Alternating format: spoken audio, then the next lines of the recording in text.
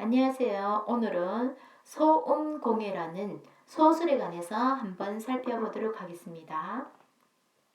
자, 여러분은 이웃집에 어떤 사람이 살고 있는지 알고 있나요? 이웃으로 인한 불편함만 알 뿐 정작 이웃에게는 관심이 없는 경우가 참 많지요. 이 글은 위층에서 나는 소음 때문에 빚어진 오해와 갈등을 그린 소설로 누구에게나 일어날 수 있는 일상의 경험을 다루고 있습니다. 자, 여러분, 이 소설의 사건의 경과와 그에 따라서 인물의 심리가 어떻게 변하는지 한번 우리가 살펴보는 시간이 되었으면 합니다. 자, 먼저 핵심 정리를 해보면요. 이 글은 갈래상 무슨 소설이다? 현대 소설이다. 그 다음 별로 장수가 많지 않죠. 그래서 무슨 소설이다? 단편 소설. 시점은 현대. 그 다음에 분량상으로서는 단편 소설. 그 다음 성격은 자기의 어떤 마음과 행동을 고백하고 있죠. 그 다음에 비판적이다. 왜 비판적인가 하면은 이 글 전체를 읽어봤는 학생은 알겠지만은 우리가 굉장히 봉사활동도 하고 좀 괜찮은 사람이라고 생각했는데 막상 내 이웃에 관해서는 우리가 많이 무관심한 현대인의 모습을 비판하고 있죠. 그래서 우리한테 이웃에게 관심을 가지자 하는 것 교훈을 주고 있습니다. 그 다음 시점은 수술 속에 누가 나오죠? 나가 나오고 있습니다. 그래서 1인칭 주인공 시점이 되겠습니다. 내가 내 이야기를 하고 있죠. 내가 내 이야기. 그러면 1인칭 주인공 시점이 됩니다. 제재는 위층에서 들려오는 소음입니다. 그래서 제목 그대로 소음공해라고 해도 되겠습니다. 주제는 이웃에 무관심한 현대인들의 삶에 대한 비판입니다. 그래서 우리는 봉사활동을 다른 데 가서 어느 단체에 가입해서 봉사활동도 하는 것도 중요하지만 우리가 같이 더불어 살고 있는 이웃에게도 관심과 배려가 필요하다는 것을 역설하고 있는 거죠. 그 다음 특징은 주변의 소설을 통해서 이웃에 무관심한 현대인들의 삶을 비판합니다. 우리의 현대인의 삶을 비판. 우리 정작 선생님도 좀 그래요. 엘리베이터 타고 올 때 아무도 안 탔으면 하는 바람이 있을 때 있어요. 그냥 신경 안 쓰고 혼자 타고 내리고 하는 것을 좋아할 때도 있는데 또 막상 타게 되면은 선생님도 성격이 여러분 보시기에는 어떤지 모르겠지만은 잘 인사하는 편이에요. 그래서 안녕하세요 하고 몇 층에 사세요 라고도 물어보는데 좀 귀찮아 하시는 분도 있을 것 같아요. 자, 그 다음에 글의 앞부분에서 소음의 원인에 대한 궁금증을 막 유발시킵니다.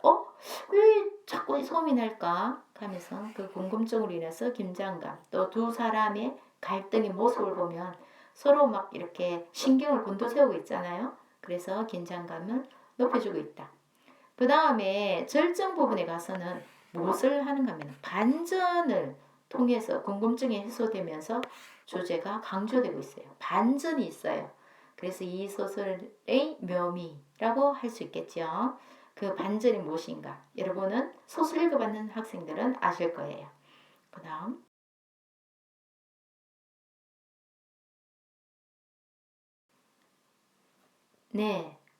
이제 절정 부분을 살펴볼까요? 절정 부분에 가서 이 위층 여자가 휠체어에 앉아있는 모습을 보게 되었죠. 그래서 장애를 가진 사람임을 알고 고만 너무나 당황스럽고 놀라고 있습니다. 나는. 자, 여기서 이제 반전이 이루어지고 있죠. 소설의 반전. 나는 오히려 그 휠체어에 앉은 위층 여자를 보면서 무엇을 느꼈다? 부끄러움을 느끼고 있습니다. 결말 부분에. 평소 장애인을 돕는 자원봉사자인 나입니다. 그런데 이 자원봉사자인 나는 위층 소음으로 인한 피해자라고 생각했어요. 피해자. 자기가 그런데 알고 보니까 위층소음은 일부러 낸 것이 아니고 이웃이 위층 여자가 뭐를 가진 사람이었어요? 장애인이었어요. 그 장애인을 알지 못한 납니다. 장애인을 알지 못한 나. 다시 말하면 이웃의 처지에 무관심한 나지요. 무관심한 나. 나로 변하게 됩니다. 그래서 소설에서 뭐를 이루고 있다? 반전을 이루고 있고 무관심한 나. 다시 말하면 이 무관심한 나의 모습에서 상대방은 부끄러움을 느꼈다 라고 표현되고 있습니다. 네, 이 소설의 배경에 관해서 한번 우리가 생각해 보도록 하겠습니다. 배경에 아파트가 나오고 있죠. 아파트는 어떻습니까? 예, 저도 그 아파트에서 엘리베이터를 타고 내릴 때 서로 이렇게 타고 내리는 사람들과 인사를 하지만은 완전히 그네들을 알지 못합니다. 그래서 이웃이 누구인지도 모르면서 자신의 독립된 생활만 추구하는 어떤 현대인의 공간을 나타내는 것이 상징하는 것이 이 아파트지요. 다시 말하면 도시인들의 무관심을 상징하게 됩니다. 현대 도시인들의 무관심, 누구에 대해서 무관심하다, 이웃에 대해서 무관심하다는 거죠. 그 다음, 네, 이 소설의 갈등의 원인과 그 모습, 갈등의 모습을 한번 살펴보면요. 갈등의 원인은 뭡니까? 예, 위층에서 나는 소음이지, 소음. 자, 이 소음의 정체는 휠체어 밖이었습니다. 그런데 그 소음의 정체를 알지 못한 나는 원래 나에 대해 행동을 한번 살펴보면은 자, 공동생활의 규칙을 용납하지 않고 그에 대해서 항의를 하는 분입니다. 그 다음에 위층의 소음으로 늘 고통받고 있으므로 굉장히 신경이 곤두섰지요. 그런데 그 소음에 대한 항의를 했으나 그 소음의 주인공이 위층에서 아주 신경질적으로 그 대답을 하게 되겠죠. 오히려 죄송하다, 조심하겠다 이런 말보다 나는 날아다니는 파리나 나비가 아니에요 라고 말했습니다. 그래서 그 말에 분노하게 되겠죠. 자, 위층 여자는 어떤 분일까요? 예, 위층에 사는 사람은 나름대로 피해를 주지 않으려고 노력하고 있다라고 본인이 그 항의 전화가 왔을 때 처음에 그렇게 말을 했습니다. 노력하고 있다고. 자, 그리고 또 항의 전화가 계속 오니까 이틀 거리로 전화를 하는 바람에 주인공도 너무 고통받고 있다. 그 다음 마지막에 보면 그렇게 말하지요. 이제 저는 날아다니는 나비나 파리가 아니에요 라고 말하고 있잖아요. 이 말을 듣고 아래층에서는 분노했었죠. 그런데 위층 여자는 그렇게 말을 하면서도 자기가 이 휠체어 때문에 받기 때문에 소리가 나는구나 라고 생각을 해서 휠체어의 바퀴를 갈아볼 생각을 하게 되는, 어떻게 보면은 참 괜찮은 사람이죠. 그 다음 한번 살펴보겠습니다. 자, 이 글의 소설에서 주요 소재들이 나오고 있어요. 맨 처음에 인터폰이 있습니다. 자, 인터폰은 어떤 의미를 띠고 있을까요? 직접 얼굴 보지 않고 말하지요. 쉽게 연결해주는 편리한 기계이지만 이 인터폰은 이웃에 대한 무관심과 단절을 드러내는 소재가 되겠습니다.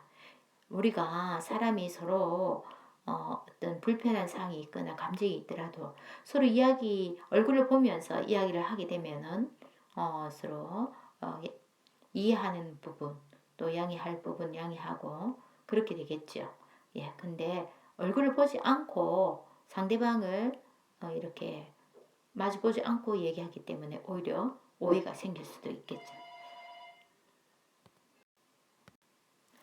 네, 다음으로는 또 주요 소재로서 뭐가 있죠? 슬리퍼가 있죠, 슬리퍼. 자, 지연이가 아주 교양 있게 상대방을 배려한다는 생각에서 가져간 슬리퍼입니다. 소리를 죽이라는 간접적인 메시지를 전달하기 위해서 나가서 준비한 선물이 되겠죠. 슬리퍼. 그런데 이 슬리퍼는 상대방에게 오히려 쓸모없는 것이죠. 예, 소음을 줄여달라는 의미를 간접적으로 전달하는 소재다. 고통받는 나의 심정을 간접적으로 드러내는 소재다. 또 나의 교양을 드러내는 소재다. 또 나의 부끄러움을 더 두드러지게 하는 소재다. 부끄러움이 뭡니까? 이웃에 대한 무관심이 되겠지요. 예, 이웃이 정말로 다리를 다쳐서 휠체어에 앉아서 생활할 수밖에 없는 젊은 여자라는 것을 알았다면은 이런 슬리퍼를 가지고 가지는 않았겠지요.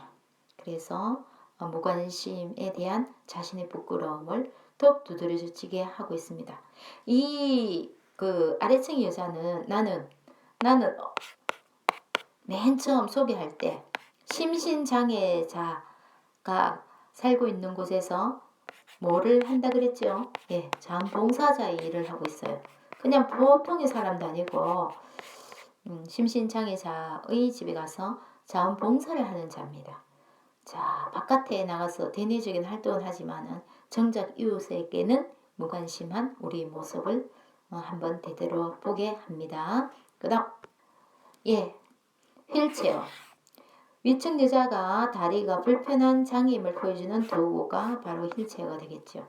자, 소음의 원인입니다. 직접적인 원인. 극적 반전을 이루고 있죠. 갈등 해소의 매개체. 서로가 아래층과 위층이 소음으로 인해서 갈등을 하고 있는데 휠체어를 보는 순간 갈등이 해소됐죠.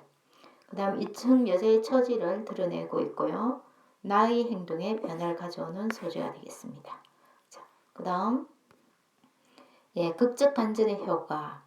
자, 어려운 사람을 위해 봉사하는 나는 평소 장애인을 돕는 자원봉사자로 활동했습니다. 그런데 어떻습니까? 이웃의 처지에 대해서는 무관심한 납니다.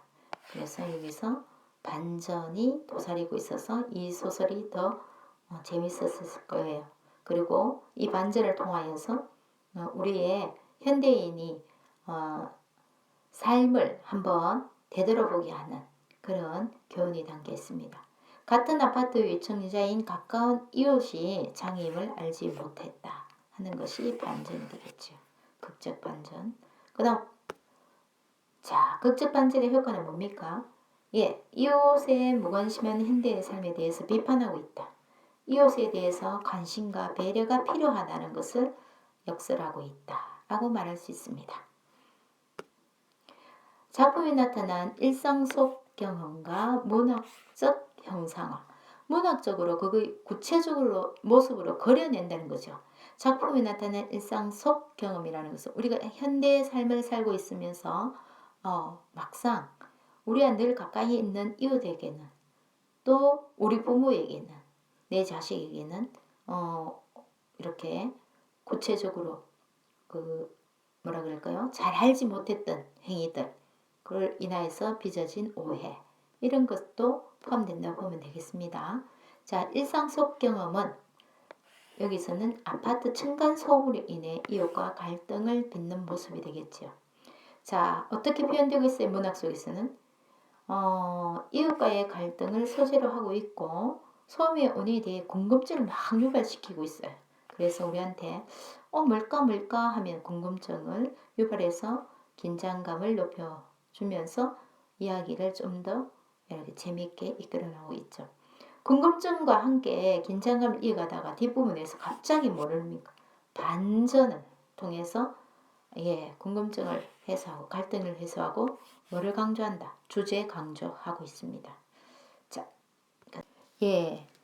작품 속에 나타난 일상 속 경험과 이것을 통하여서 문학적으로 구체적으로 그려냄으로 인하여서 우리한테 어떤 의미를 주고 있나요?